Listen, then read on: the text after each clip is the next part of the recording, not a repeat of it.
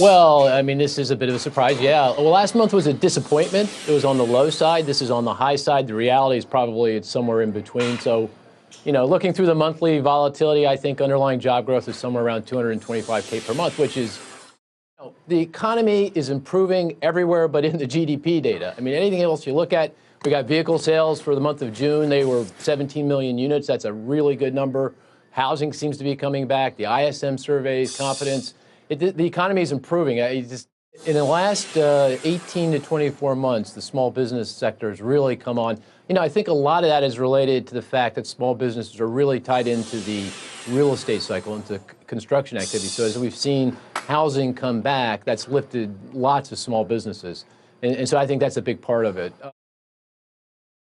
We're a little bit above consensus. We're at 225,000, but it's not exactly a bold call relative to where things have been trending. The 3-month moving average is coming in at 234, the 6-month just below 200,000. So what we're saying is that it's a continued gradual healing in the labor market.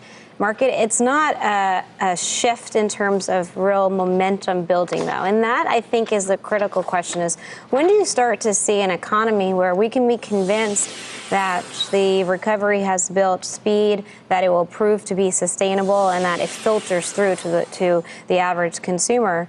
And I think what we're looking for is some indication that we're going to get some positive numbers out of the economy. You got auto sales that were pretty good. You got manufacturing that's pretty good. We're still pretty fully invested, and we think going forward you want to be invested for the next 3 to 5 years. Whether the shoe drops. It's a long-term call, 3 to 5 years. It is, and we've been bullish for the last couple of years, and that's been very good. And to Don's point, the transport, some of the other sectors within the economy have done well. I think you really have to pick your spots because it's going to be a slow growth market, but there's no other alternative right now. So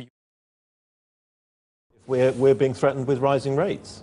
So, I think we know that affordability, particularly in the southeast, has gone out of whack. It's doubled in the time you and I have been out to work.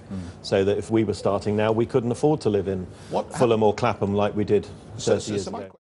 I'd look at it slightly differently. I think demographically, you would expect to see, as the UK is aging, that you wouldn't necessarily expect to see home ownership continuing to increase because progressively we're retiring and selling our houses rather than necessarily, wanting to grow the housing stock. But I think the manufacturing data yesterday showed that what's left that we make in the UK is doing very, very well.